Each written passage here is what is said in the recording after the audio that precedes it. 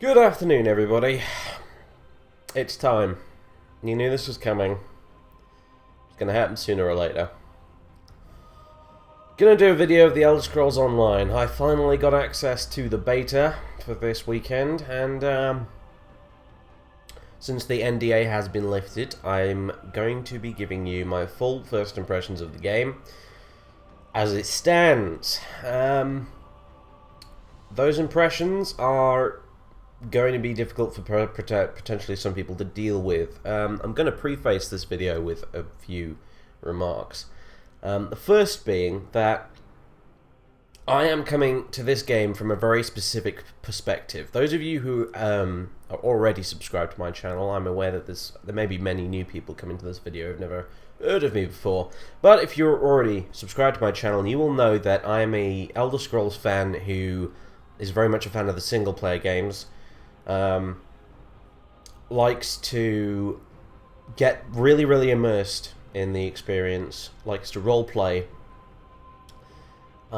his characters and that sort of thing.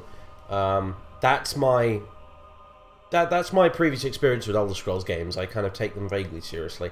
I get into character, I get completely immersed in the world. I install all sorts of mods to help further that, things like Frostfall for Skyrim, that allow you to camp, have, you know, hypothermia and, you know, that sort of thing.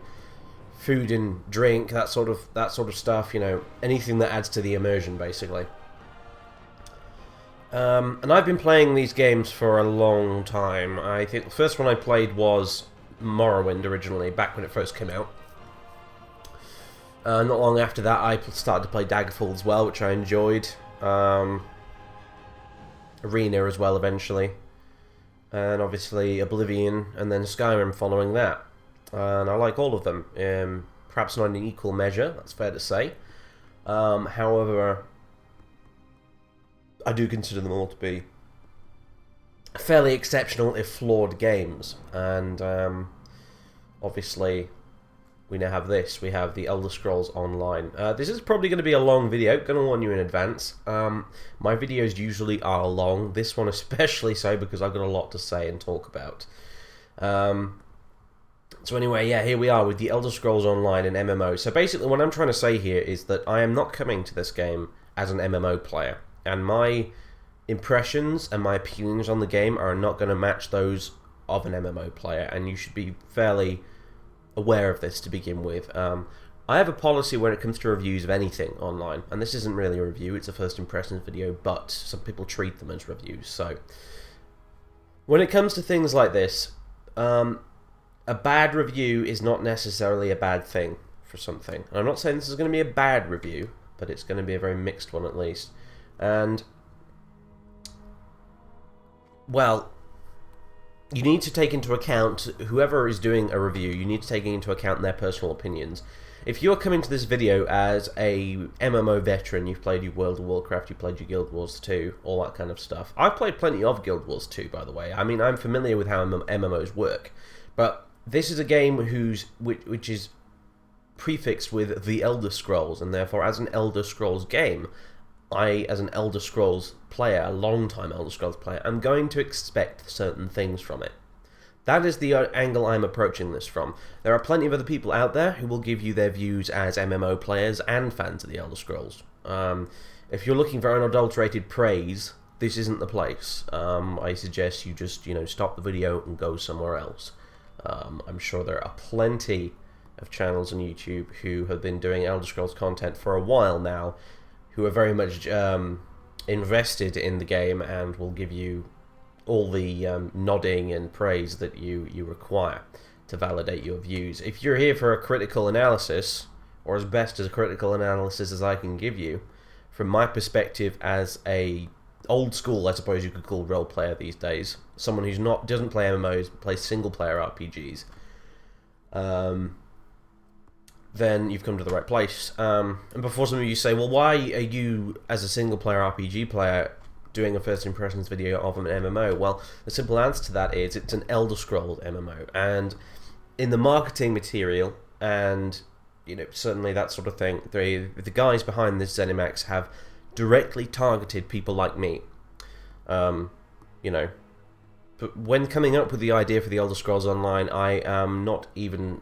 I'm certain of the fact that the guys at ZeniMax, they looked at sales, they saw that Skyrim had sold almost 20 million copies, and they decided, how can we get some of these, at least some of these 20 million people who bought this game to pay us £15 a month, or £10 a month, or whatever, $15 a month, every month, and get more money out of it. Because they realise that they've got this huge fan base, and they want to milk it as much as they can. And, you know, that sounds very cynical, but I'm afraid it's probably true. One of my big issues with this game, and I'll say it right now, is that the whole thing feels very... It feels like a very cynical cash grab. It really does. There's no two ways about it. It has redeeming features, obviously, but the whole thing feels very soulless. Yeah, pun intended. If you don't get what I mean, you'll probably see in a minute. Anyway, so what I'm going to do is I am going to stop talking now over the menu. This is the menu, by the way. This is what you get after you log in. You've got your characters list here. This character I have spent maybe 2 or 3 hours playing, possibly more. I really wasn't keeping track until eventually I decided I'd had enough and I quit out and come back to this following day and decided it's about time I did the video. So the debate is not going to be going on for much longer anyway. So anyway, this is the menu you get. You've obviously got your options menu, add-ons, whatever the heck this is, I'm not really sure. Potential future DLC expansions, I'm not sure, but anyway. You got your options. It only shows you video and audio here on the main menu for some reason, but there are other options. I will walk you through those once we get into the game. What I'm going to do first, however, is I'm going to walk you through character creation, show you how that works, discuss the pros and cons of it, and I will take you through some of the opening sort of tutorial level, if you like. And then we'll jump over onto this character who I've got much further with, and I'll walk you around one of the sort of city hub areas, show you what the main game is kind of more like, really. So that's what we're going to do, right? So I'll create a new character. By the way, I have no idea if there are any limits on how many characters you can have. I believe it says 1 out of 8 back there. Let me just check that. Yeah, 1 of 8. So that's the number you get. That seems alright. You might think, oh well, you know, what do you expect? This is a game that's going to be subscription based. You know, you should be able to have everything available to you. Well, that's not strictly the case, unfortunately, as I'm about to show you. One of my biggest problems with this game, actually, and I don't mind saying this right off the bat, is this. See that? Grayed out, Imperial. Reason for that is, for those of you who are unaware, I'm sure plenty of you are aware, but I'm going to explain it anyway, is that the ZeniMax have decided that you can't play as an Imperial in this game unless you pre-order the Imperial Edition, or whatever. So, yeah, I have a massive problem with that, as you can probably imagine. Imperial has obviously been one of my favourite races from the actual previous games. Granted, they weren't actually in Daggerfall and Arena, but they've been in every one since then. My current Let's Play of Skyrim, if you've not seen it, is with an Imperial character. And this I find it exceptionally offensive, not only just because in principle, in an Elder Scrolls game I expect to be able to play as every race off the bat, but I find this especially offensive considering the fact that they have decided to go with the subscription-based model. It's a very expensive subscription-based model, which I have no doubt is turning a lot of people off the game who would otherwise be prepared to buy it.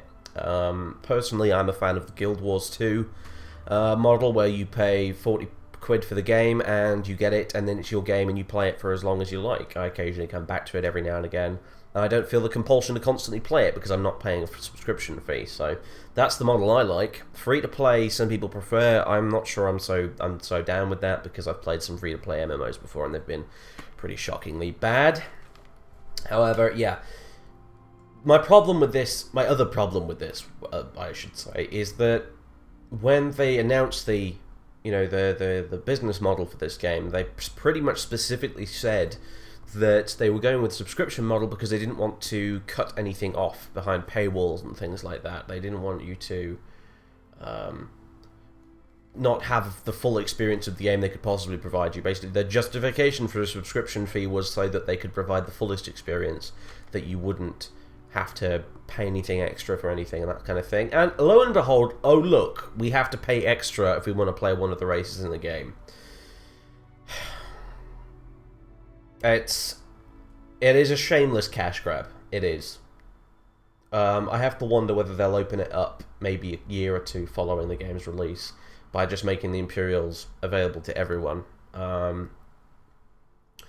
But this is a big problem for me, as you can imagine, and I feel like the kind of dishonest attitude behind them justifying their business model and then doing this shit here, yeah, that's unacceptable as far as I'm concerned. But anyway, moving on. Enough, at least less said about that, the better. In fact, no, actually, the more said about that, the better, because it is ridiculous. But never mind. Anyway, so here's character creation. I think I'm gonna go with a mage character just because I haven't tried that one yet. Well, you don't get mages. Like as you can see, look here, you have classes. You have Dragon Knight, Sorcerer, Nightblade, and Templar. So people are going to be saying that, yeah, oh, great, so they've put classes back in the game. That's a bit of a step backwards, isn't it? Well, yeah, it is, I guess. They are, although this isn't really like your traditional MMO classes, you're not really shoehorned into a particular role. There's lots of flexibility. They can wear whatever armor and use whatever weapons they like. The thing that differentiates them is basically a bunch of special abilities unique to that class, essentially. So basically, that's how it works. What I am kind of disappointed with is the tiny amount of classes. I mean, the slightly uninspiring names of them. Dragon Knight, yes. A very martial arts tradition, apparently. Sorcerer, Nightblade, and Templar. Could have done with more classes. If you're going to go with a class-based system, why not add more? The original games, you know, Daggerfall, Morrowind, Oblivion, they had dozens of classes. They had loads and loads of classes to choose from. Scouts, bards, mages, alchemists, healers, pilgrims, all sorts of really cool stuff. But here we've only got 4. I can only assume they're going to expand this. Maybe on the game's release, more likely with expansions that you'll have to pay for. But I still find 4 to begin with pretty underwhelming, honestly. Especially considering the differences between them don't seem that great, either. I think that's actually kind of an Achilles heel of the system, actually, in a way. Because there's no real difference between these guys, there's not a lot of room for replayability between them, and, you know. So anyway, I think what I'm going to do is I'm going to go with the Sorcerer. We'll see. That seems like the most starkly different to the rest of them, honestly. We'll see how we get on. We'll see how different the experience really is. So obviously you've got preview here, novice gear, veteran gear, no gear. Well, hey. And again, settings, all that nonsense. So anyway, let's go with well, let's go with a rehash of a certain character from one of my Let's Plays, I guess. Right, I'll go with a high elf. Snooty high elf. That should suit me perfectly, I imagine. Sorcerer. Okay, so this is the body customization, which is, you know, pretty good actually. This is a welcome addition. I like this. Could stand to have this in future Elder Scrolls single-player titles. Honestly, everything here from hand size, arm size, waist size, all massively customizable. I like that. And you've got this basic triangle up here as well. You know, muscular, thin, and large. So, you know, you can now have fat, chubby characters in an Elder Scrolls game, which is great, honestly. I was always a little bit perturbed, by the way, in previous Elder Scrolls games. Everyone has this sort of muscular, athletic body, which is really kind of bizarre. You know, well, it seems almost sacrilege to me to have a fantasy RPG without at least one fat, greedy merchant, but no, sadly, it's never been the case in an Elder Scrolls game, at least until now. You can have a fat character if you want to.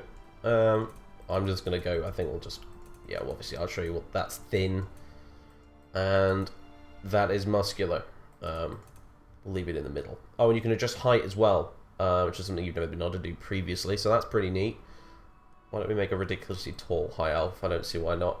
Skin color, for what it's worth.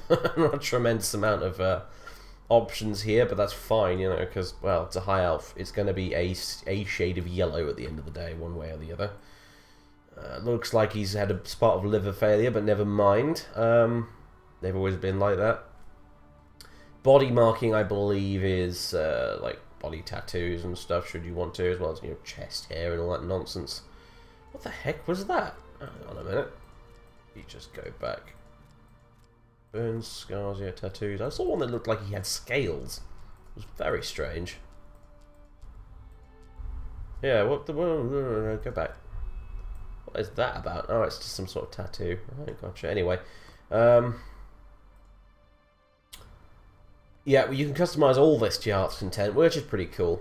You know, get the... You know, the perfectly... You know... Put together character you want. Posterior dimensions. Yeah, I like it. So this is all pretty good. I like this. This is nice. The extent of customization you can go to is pretty extreme, which is good. You know, graphically as well, the characters they look quite good. Better than perhaps I would have expected. Yeah, no, pretty good. Fairly satisfied with that, honestly. So obviously then you can go to face. You have a series, you know, a similar thing here. You've got 3 archetypes. You've got heroic, which makes you look like a Nord, basically. You've got soft, and you've got angular. And obviously, since we're a high elf, I think we're going to be as angular as we possibly can. You can also choose a voice, sort of, you know, Neverwinter Nights Baldur's Gate style, amusingly, or Dragon Age if you've played that. Some of them are better than others. It really makes no difference, though. Your character barely has makes any sounds in this game other than what you've just heard now, like the all the, you know, the combat grunts. Basically, you've got a bajillion hairstyles. I mean, there's actually quite a lot of them. Some of them more outlandish than others, which I sort of like. So that's pretty sweet. Do approve.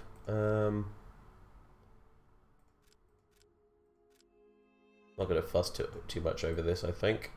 Hair color as well can be changed. You know, Giart's content. No real problems there. Then you've got age, an age slider as you'd expect. You've got adornment, which is, you know, changes your facial hair and or, you know, jewelry as well, which is a bit of a strange option. You would think they'd have a separate thing for something like earrings or whatever, because originally I wanted a dark elf character that had you know, the classic sort of Morrowind style dark elf jewelry as well as a big ass beard, but unfortunately I had to choose between one or the other, which was a shame, but never mind. But hey, whatever. You've got head marking as well. I believe this is face tattoos and scars and the like. Yep.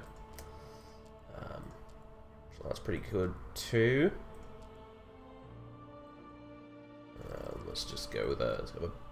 Yeah, there we go. Nice big scar like that. Good stuff. Forehead's like, yeah, look, again, like loads and loads of different bits of customization here. Honestly, I don't think I can be bothered to muck about with it much. We don't have time, and that's really not what we're here to do. So, and obviously eye color as well. Fair amount of choice with that, actually. More so than I remember there being in Skyrim, for certain. So there's that. Eye size, eye angle, eye separation, eyebrows, nose, mouth, ears.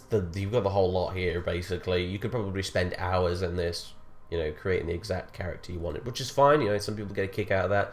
I personally, actually, when I'm playing the single-player games, I spend ages fussing over my character's appearance, although right now, for the purposes of testing, we're not going to bother.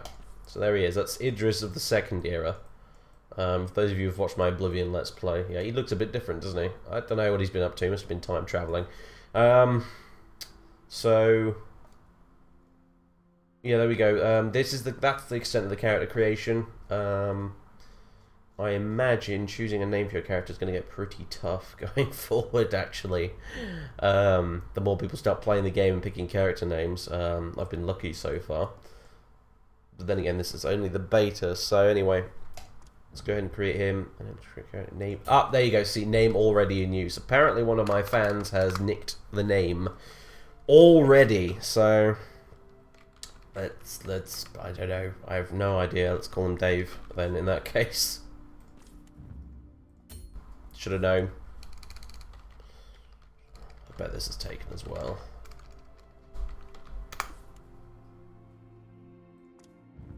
Oh, no, we're good with that one. Good. Good stuff, good stuff. My tag hasn't already been nicked, thank goodness. Probably will be soon though. I know what the internet's like. Anyway. So yeah, this is where you begin the game. You do begin as a prisoner, as is tradition, for some reason. Some people have a problem with that. I don't know. I don't really have a problem with that. That's just how these games roll, honestly. So yeah. Right, so as you can see, it dumps you into first-person view straight away. And we are being talked to by an individual known as the Prophet. But anyway, yeah. So obviously you've got your third-person view and your first-person view. The first-person view, I am unhappy to report, is a very particularly terrible field of view. This, along with many other problems with the game I have, are actually probably symptoms of this, ultimately, I think, being a console port at the end of the day. It's a pretty good console port, don't get me wrong, but there are certain aspects of it where it becomes obvious, the field of view in first person being one of them. This has been a problem in pretty much all the Elder Scrolls games I can remember, actually. They've always had rubbish field of view, but with most of them, you're able to open up the console and edit it just in the game. Unfortunately, this game does not have a console because it's an MMO, so maybe there's a config file somewhere you can edit, but I'm unaware of that. So most of the time I actually spend in third person, because otherwise it makes my head hurt. I'm not one of those people who copes with low field of view very well. I have a big screen, I sit fairly close to it, so it just doesn't go well with me. It makes me feel dizzy and whatnot. Unfortunately, however, playing in third person is not as is not very helpful either. Especially when you're doing melee combat, as you'll probably see soon. It's very difficult to actually land blows properly because you're kind of off to the side here, and you know, most third person MMOs, they feature some sort of system whereby you can lock onto an enemy and attack them. I'm thinking primarily of Guild Wars 2 here, which is what I have the most experience with. This game, though, it uses quote-unquote Elder Scrolls style combat, where there's no locking onto anything and that sort of thing. It actually makes melee combat in third person is actually remarkably awkward. Sometimes I end up sort of swinging away and then not hitting anything. Now, some of that is going to be obviously due to stuff like lag, but also, you know, just generally that's not... It's just it's a bit awkward. The combat in this game, awkward is probably what I'd use to sum it up. You know, mainly. We'll get into it a bit later on when we actually get to combat. Also, something which is worth noting: your key bindings are not saved from going to character. I'm pressing the T button right now, which is what I had assigned to my sheath weapon button. With my previous character, it is not working right now. So yeah, right here are the other options menus, which you couldn't see before. You've got gameplay here. Combat cues. I'm not really sure what that does. Certain visual effects on creatures and non-player characters, calling out behaviors are applied, and from them, basically it's probably going to let you know when they're attacking, that kind of thing, when they're using a special ability, which is odd because I could have sworn I've seen some of that already, but never mind. Double tap to dodge. Yeah, you can dodge. As you can see, it uses up your stamina bar, but you can dodge. That's an interesting new feature. Can't say I've used it very much, honestly, but it's there. So we've also got interface. You can change the scale of the interface. Obviously, you've got plenty of graphics options here. I'm not a graphics buff. These seem like fairly good options to me. The game runs pretty well. I will say that much. It does run pretty well. It seems fairly well optimized. I've got it on the highest possible settings, and my computer is not the best in the world. So, let's see, gameplay interface. The interface is relatively customizable, but in ways that aren't really particularly useful to me. Health bars, turning them on and off. I don't really know why you'd want to do that. But you can't do things like this. Says quest tracker on or off here. You could be forgiven for thinking that's the quest markers at the top of the screen, but it's not. It's actually it's a little sort of mini journal type thing that appears in the top right of your screen here. You cannot turn the compass bar at the top on and off. That's obviously a bit of an issue for me because, as you probably are aware, I don't like this compass bar in these games very much. However, that said, I have found it remarkably useful playing this because the world is a bit difficult to navigate, honestly, in this game. It's, well, anyway, I'll show you a bit of that later on. I just need to figure out what the hell the button is, actually, to put my damn fist away, for starters. And maybe we do have some sort of targeting system here. That could make things a lot easier. Cycle preferred enemy target tab, target self. Well, as I said, this is a first impressions video. This is not a full review. I've played the game for a fair few hours, but I have by no means exhausted every possible part of the game. You're going to have to forgive me for some errors here and there. I think it goes without saying. I'm giving you my impressions, not a how-to video or a review. So, how the bloody hell do I put my weapon away? That is the question, isn't it? User interface.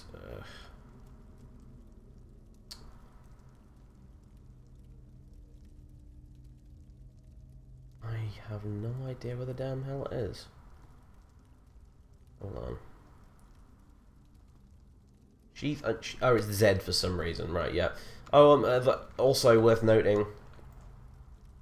You can walk in this game, but you have to assign a button manually in the options menu to toggle running and walking, basically. But there's really no much point in walking, honestly. Even if you want to do it for immersion's sake, like the walking animation is so bloody slow, it's actually kind of infuriating. And yeah, as you can probably tell, animations are not this game's strong suit. In fact, they're kind of ridiculous. I mean, just look at it. Yeah. Elder Scrolls games have not been known for their quality animation, but I'm going to be honest, after Skyrim, this is a bit of a step back. In fact, it's a bit of a step back after Oblivion, for Christ's sake. I mean, this isn't quite as bad as Morrowind's running animations, the default ones, but frankly, it's close to it. But anyway, never mind. Anyway, let's get on with it. As you can see, graphically, this game is, you know, alright, actually. The interiors are usually much better than the exteriors. The exteriors have some issues, which I'll go over later. So anyway. And this is The Prophet. So, needless to say, there's going to be some spoilers here. But I think, as you'll soon realise, this game is hardly well, it's not exactly Bioshock Infinite.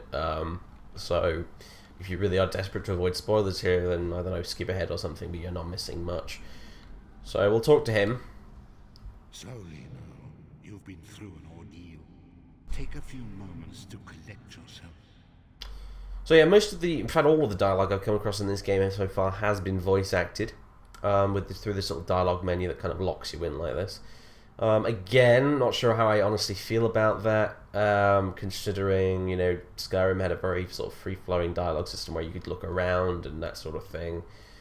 You're locked into it basically like this. But yeah, pretty much all of it voice acted, and most of the voice acting, well, you know, some of the voice acting has been pretty good, in all fairness. This fella here does a good job. Some of the other characters do a fairly good job. The writing is, well, nothing to write home about, frankly, but it's an MMO, so and an Elder Scrolls game for that matter, so what am I going to expect from it exactly? But first thing's probably worth noting, if you're big into role-playing a character, then this game is not for you, quite simply put. You have two dialogue choices here, but really you never get any serious dialogue choices. The main quest is structured in such a bizarre way that there's really no kind of alternate routes with it or justifications for why your character should do this or that. You know, if you're approaching this like I am from the single player background and you're into role playing, and this is something that, again, you know, ZeniMax have addressed. They've said they want to set up servers for people who like role playing. However, a crucial component of that is being able to choose to do or not do certain quests. Elder Scrolls games have always had quite linear quest lines, but they usually left you open to your own interpretation as to why your character would be inclined to do that main quest. I mean, obviously you could choose to just completely ignore it. You can't do that in this game, by the way. Well, you can, but it severely restricts the way you progress through the game. So yeah, it's well, anyway, let's just continue. I'm losing my train of thought here. Basically, no role playing allowed. You usually get one dialogue option like this, and that's kind of it. So, slowly now you've been through. What's happening? Who are you? I am a prisoner in this place, yet so much more. I am the past and the future, both. I am despair and hope. The tapestry we weave is a complex one. You cannot hope to see its pattern in its entirety. Not yet. What do you want from me? You must rescue me, and I, in turn, must rescue you. You must escape from this cell, take up arms, and protect yourself. Then find Lyrus Titan. Who's that? I don't understand. And he disappears. So, yeah. You there! We are escaping. Let me open your door. That's it. Quickly! You must escape before the guards return. Alright, so yeah, here we are. In case you weren't aware, this is Cold Harbor. This is the Plane of Oblivion, which is home to Molag and we've been imprisoned here. And yes, I will now hold shift to sprint, otherwise the message will not go away. Apparently there's an escape going on. As to how or why that happened, I have no idea. Arm yourself. Again, graphically, pretty nice actually for an MMO. Again, lighting effects pretty nice. But again, it's mainly with the interiors. So we've got NPCs running around here, as you can see. The environment design for this place is actually, you know, it's alright. You know, it's certainly no worse than what Bethesda came up with when they made Oblivion, when they did the Oblivion gates. So, you know, I can't fault them there. Don't be greedy. We have a lot of prisoners to arm. Let's see, restoration stuff. Frost. Let's go with the frost stuff. We are yeah. You don't pick up items in this game. Everything that looks like an item is actually, technically speaking, a container. It's a little awkward like that.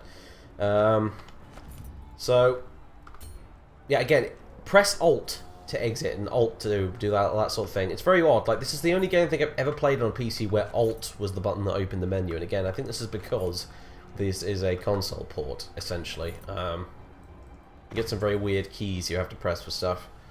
So yeah, light attack, heavy attack, as you can see, defensive whilst blocking, basically. This should all be fairly familiar to you. If you've played any Elder Scrolls games recently. So, yep, we can fire frost bolts here. I don't honestly think this thing has any charge. I think you could just infinitely hurl these things all over the place at willy-nilly. As far as I'm aware. Yep, no, doesn't seem to have any charge. That doesn't seem to be... In fact, it's not even enchanted according to this. I can enchant it. So yeah, there's that. And yeah, you see all these NPCs here. I can't attack any of them. So yeah, this is obviously... This game may be called The Elder Scrolls Online, but as you're beginning to see, I think it doesn't hold much resemblance to an Elder Scrolls game in many ways. Superficially, it seems kind of similar with the way, say, the combat works and the fact that you have first person and stuff like that, but I think that's a key problem with this game. It just... Well... It clearly hasn't been made by Bethesda Game Studios, I'll put it that way. Don't stop now. Keep moving. More guards are on the way. What are you doing out here? Like you, I am escaping this place. But since I have been here for some time, the tall one asked me to help the newer prisoners find their way. Tall one? A half-giant. There's Titanborn, yep. She leads this uprising. We are the vestiges of people whose souls were stolen by the god of Ski. Exposition, basically. Let's go to the Bleeding Forge. An enemy approaches. Strike it down. Alright. This is our first enemy. See if we can do a powered up attack. Oh, and we missed. Do not slow, Vestige. With the passing of time, any indecision becomes decision. Right, well that was an enemy, so that's your first taste of combat. First thing to note, I think, obviously, in this game is enemy variety is pretty rubbish. Certainly to begin with. For a Daedric realm like this, I mean, I'm a bit disappointed. Like, visually it looks kind of nice, to be fair, but it's, well, it's when it comes to the all-powerful minions of Molag Bal, they're not terrifically threatening, are they? Right, see, there we go, that's a little effect there to show you they're doing a special attack, which is why I was confused about that menu entry earlier. Are you alright? I heard fighting. Right, so there we go, we leveled up. Leveling up process is as follows. You got your Magicka health and stamina. I'll put a point on the Magicka, considering we are a mage. Well, a sorcerer, you know, whatever.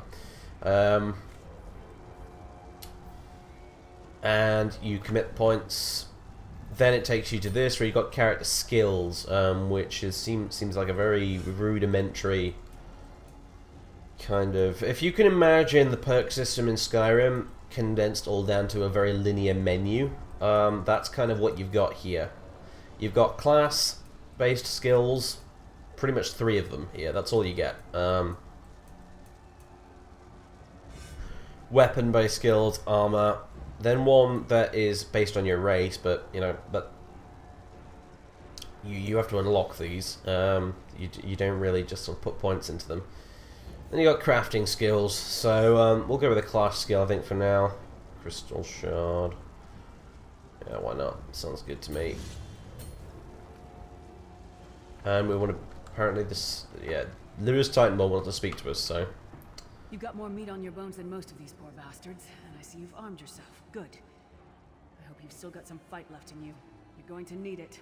Here we know who she is, but who are you? A fellow prisoner. The name's Lyris. What? Who told you to find me? The Prophet. He spoke to you? What did he say? Ha. That sounds like the Prophet, all right. He's a prisoner here, too. It was very dangerous for him to speak to you, even for a moment. You must think you can help me. Yeah, again, voice acting's pretty good, but, facial expressions are pretty much non-existent as far as I can tell. They've never been great in Elder Scrolls games, but at least they were there, rudimentary as they were. In this game, I haven't seen a lot of them. In fact, throughout this entire conversation, she's looked a bit like a Thunderbird's puppet, to be quite honest with you. Break him out, of course. Believe me, I can use all the help I can get. That blind old man is the only person alive who can help us get back home. Tamriel's a long way from here. Keep your weapon ready and stay sharp. This place is full of Goodbye. surprises. Right, so... Yeah, you would think, I mean, it's a bit of a minor issue, I suppose, but you would think, considering they're spending so much effort into going into these dialogue things which lock you in, so you're looking at the character and you've got all this voice dialogue, you'd think they'd put at least a little bit of effort into that, but apparently not. Let's see if we can find something else to kill. While these endless NPCs spawn to run past us.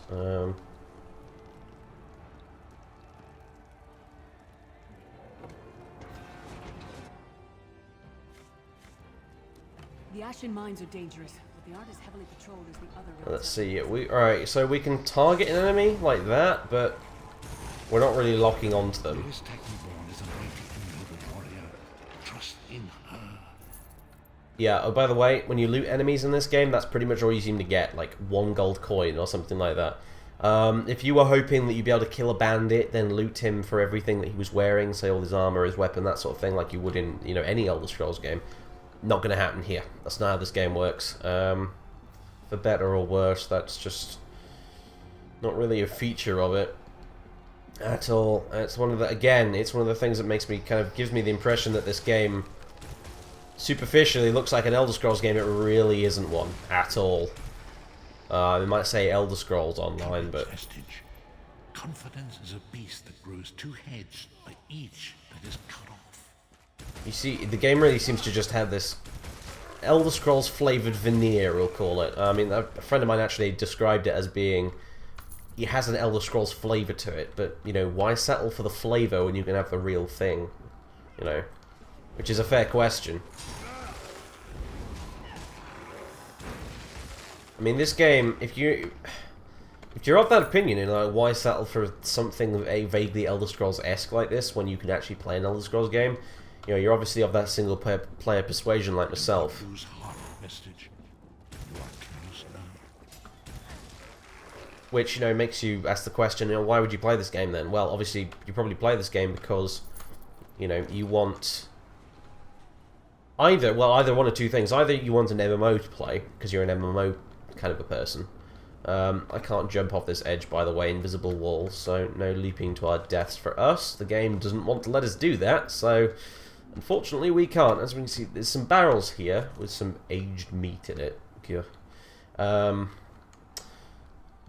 Containers like this are not unique to you. Everyone can access them and that sort of thing, and you would think maybe, oh great, that's, you know, it's part of the whole Elder Scrolls thing, you know, like, you got containers lying around, barrels and crates and things, and anyone can come along and loot them.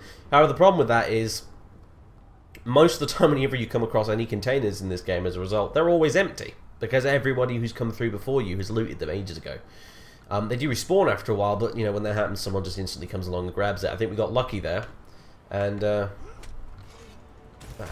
actually, you know what, to be fair, I don't think there are any other human players in this zone, or this instance, or whatever, right now. So there's that, and, oh, look, 1 gold! Who'd have thunk it? Didn't see that coming. Anyway, back to what I was saying, like, why would you play this game? Well, either you're an MMO veteran who wants a new MMO to play, or you are someone who has played Elder Scrolls single-player games for ages, and you've kind of always wanted to have multiplayer in an Elder Scrolls game. And are you wondering, you know, is this right? Okay, so we've got other players now. You may be wondering, like, is that what this game provides? Does this game provide that Elder Scrolls experience, but with the ability to play it with a friend? In my opinion, no, it doesn't. And I'll explain why pretty much over the course of this video going onwards. Come, the Sentinels are at the top of those towers. We need to find a way up. Magical constructs created by Molag Bal to guide his vision in Cold Harbor. The Sentinels are connected. If we destroy one, the others will be blinded. With any luck, that will buy us the time we need to free the Prophet. I've no idea. Brute force? We'll find a way. We have to. Be ready for anything. I doubt Molag Bal left the Sentinels unguarded. Let's go. Right, she's going to follow us around. And obviously we've got loads of other players running around as well. And now this becomes actually a bit of a problem later on in the game, and you know, I'll explain why it is a problem when we actually, you know, get to that stage. But I have to say, to be fair to the game, it works quite well here. We're at a big jailbreak basically. There's loads of prisoners running around who've just escaped, and the whole idea of there being loads of other players running around actually works quite well because it makes sense. So anyway, here's our next type of enemy. These are the only 2 types of enemy you are going to encounter in this opening tutorial level. As I was touching on earlier, it's pretty disappointing, really. You would expect that the mighty Molag Bal would have some interesting minions of his own. I mean, if you think back to previous Elder Scrolls games where you had the other Daedric realms, you had, like, you know, the Shivering Isles, you had, you know, whatever Merrin's Dagon's bit of it's called, I can't remember quite off the top of my head right now, but they had interesting denizens, you know. They had their Dramoras, the Spider Daedra, their Zivili, you know, their Golden Saints, the Dark Seducers, Hungers, you know, the Gate Guardian, probably been one of my favourite enemies. The mighty Molag Bal, apparently, well, he's got time for our Flame Atronax and Skeletons, which is a bit dull, if I'm honest. Well played. Especially since the skeletons, well, they're just bloody skeletons, and the Flame Atronax are, well, they're literally just the Flame Atronax from Skyrim, retextured. They even have the same animations, as far as I can tell. It doesn't look like a lot of effort's gone into it, if I'm honest, but never mind. So, again, more NPCs around that I can attack. While it's not something I've really indulged in much myself, being a bit of a role player and whatnot, being able to pretty much just go run rampage and attack NPCs and stuff like that has been a pretty core staple of the Elder Scrolls formula, if you like. And the fact that it's not in here obviously makes sense. It's an MMO. You can't have people running around murdering all the quest NPCs and stuff. But nevertheless, we're judging this as an Elder Scrolls game. You know, an Elder Scrolls MMO. And it's something worth pointing out. This game just does not offer you the kind of level of freedom you might have been hoping for or expecting. It's just something you need to be aware of, I guess. Again, you're going to make up your own mind on this. You may watch this video and look at all my criticisms and then basically regard them as invalid because you're not the kind of player who puts a lot of stock in their things. I do. And that's, well, that's perfectly fine, honestly. I'm just giving you my perspective. Ouch. Right, well, I say ouch, but you saw the tiny amount of health I lost there. So, right, okay, we've given you a good taste of the combat, that's kind of how it works. Right, let's go find these sentinels or whatever they are. Just push X number of buttons in order to progress, I think this basically comes down to. Most of the quests in this game are your pretty standard MMO stuff. If you were getting your hopes up because they'd promised you interesting quests and side quests to do in this game, then you will be disappointed. They are pretty much all just variations upon the theme of kill X number of giant rats and come back here with their hides. That's really all it boils down to. It's either push X number of buttons, kill X number of creatures, find X number of NPCs and send them back to the town or whatever. It's pretty well, dull. Really, that's probably my biggest problem with this game at the minute, is that it's so, I find it incredibly boring. The combat, as you can see, is really rudimentary. There's nothing interesting going on here at all. And, you know, on top of that, it's too easy. And you'd say, but Dave, this is the tutorial level. Of course it's going to be easy. And, yeah, obviously. But, hopefully, as you should see later on when we switch to the other character who's got a bit further, you know, the combat is... It's just too easy. It's a problem. It makes the game very, very dull. I can't recall a single time in all my playing of this game over today and yesterday where I've actually had to use a health potion. There's probably, I think there was one occasion where I died and the whole time I was playing it, and it's when I got ambushed by about 5 enemies over the course of it was an instance I was doing as part of the main quest. I got ambushed by about 4 enemies, and they eventually managed to kill me. After whittling down my health bar enough. Right, okay, this is not where we're meant to be going. Again, you're given no directions when it comes to this sort of like quest in this game. There is literally 0 directions whatsoever, in case you were hoping for that.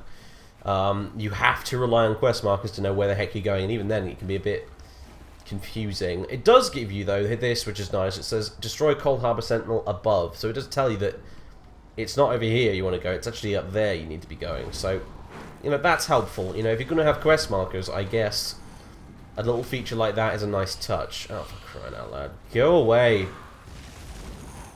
You are boring me. You really are. Go on, other players, go deal with them. So I believe we potentially have to go this way and climb up there. I can't quite remember. To be perfectly honest with you, when I did this entire tutorial level, I wasn't paying much attention.